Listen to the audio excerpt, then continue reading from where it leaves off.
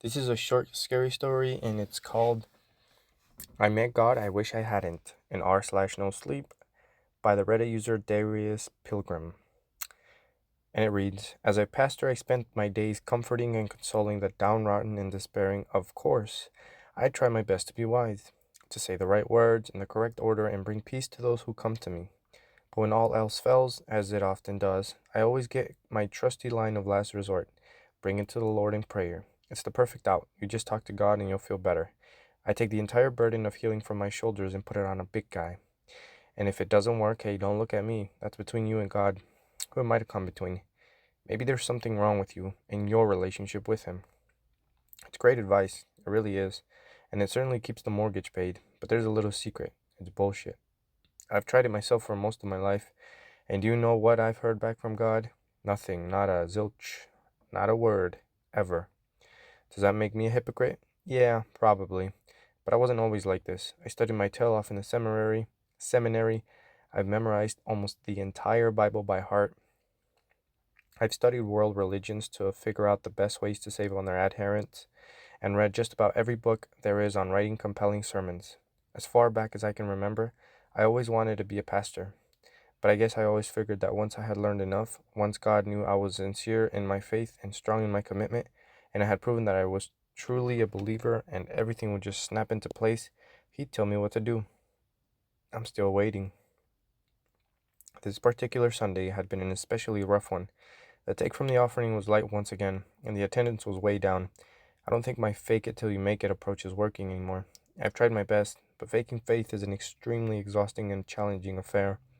People are always starting to notice, and I can feel the bottom about to fall out on this whole thing. Laying back in the bed, I stare up at the ceiling, light a cigarette, and let my mind wander. You know what? I have been a hypocrite. Maybe the answer really is just to do the direct opposite of everything I've been doing. Admit my shortcomings to the church, let them know exactly where I stand, call them out for being idiots, and for what they are for following a charlatan like me. Okay, maybe I shouldn't go that far, just yet. Start small, baby steps. Maybe I just need to change the way I pray. I mean, who would want to listen to people blubbering about their problems all day, every day, for all eternity? Christ, I hear it for just a few hours a week, and I want to blow my brains out. Maybe instead of always asking, I should try listening. That's how relationships work after all, right? I hold my cigarette between my lips, fold my hands together, close my eyes, and speak out into the emptiness. Hey God, I know I'm always asking you for help, but I just wanted to let you know, if you need anything, if you need to talk about anything, I'm here.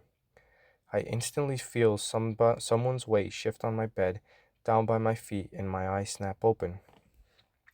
Sitting there, legs crossed and holding crochet needles, is the strangest person I have ever seen. Its form is humanoid in appearance, but with deep blue skin and four muscular arms.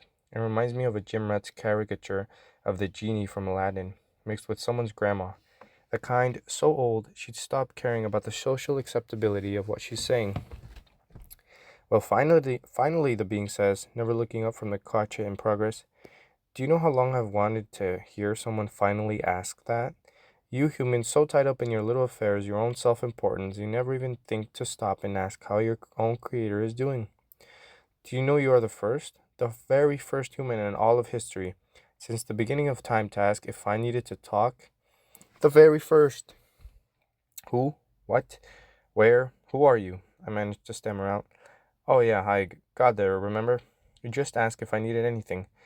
But you... Listen, can we just skip the whole unbelieving part? You know, you say, I can't be God. I say, but I am. Then you ask me for a sign, and I do this.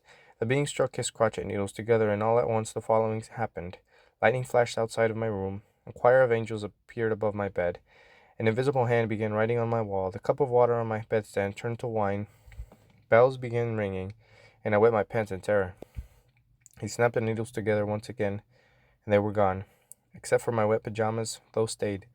God looked down its nose and smirked at me. So let's just fast forward through all that, okay? I couldn't help it. Tears of joy began to flow down my cheeks. Finally, validation after all these years. My life hasn't been wasted. I can feel the bubble of excitement rising in my chest. Oh, thank God, thank you. I have so many questions for you. I say, doing my best not to sound completely dumbstruck. Whoa, whoa, whoa, whoa. That's not the deal. You know how much of that I get? No way. The deal was I get to talk. That's what you said, right? Yes, I replied, but I mean, you're God. God sighed and lowered the crotchet needles for a moment. I could feel his eyes searching me, scanning the depths of my soul. It felt like I was standing naked before him with every thought and memory I had ever exposed. After a moment, he shook his head. I should have known it was too good to be true. I can see I won't get anywhere with you if I don't answer at least one question, so fine. Go ahead. Ask away. Ask away. I didn't even need to think about my question. What is the meaning of life? I asked. An ironic smile made its way across God's face, the flurry of crochet needles faltering just for a moment. I knew you were going to say that. He answered, the truth about life in this planet simply is, it's a joke. I rolled my eyes. Come on, God, I want the truth, not some Mark Twain quotation bullshit. The divine being paused and looked right at me with wild sparkle in its eyes. No, seriously, your life and everything on this planet's life is a joke, a prank I put on.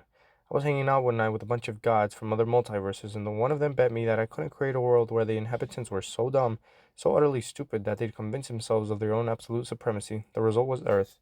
Hell, I had almost forgot this place existed until I heard your offer. A flood of emotions came over me, but looking God in the face, I knew he was instantly telling the truth. Come on now, he continued. You didn't really think that of all the planets and galaxies, in all the universes, in all the multiverses, that you were the only intelligent life to exist? That you and only you are what matters? Seriously? How completely conceited of you. I guess I did a better job than I thought. I'll have to tell my own creator, God. He's going to be so proud of me. I was speechless, my thoughts immobile. I'm pretty sure my mouth was quite literally hanging open. I know, crazy, right? Said God. But that's really going to get you tomorrow is knowing what you do now. Will it change your life? Will you find a new career path? Will you try to change the world? Or you just go right back to what you were doing, like nothing ever happened? God chuckled quietly at the apparent humor of my predicament. I know what my money's on. And with that he finished. What he had been crotcheting tossed it to me and disappeared in a puff of blue smoke. I looked at the object in my hand. It was a yellow sweater, with a huge idiotic smiley face on the front, and underneath in the big black capital letters it read, "Take it to the Lord in prayer."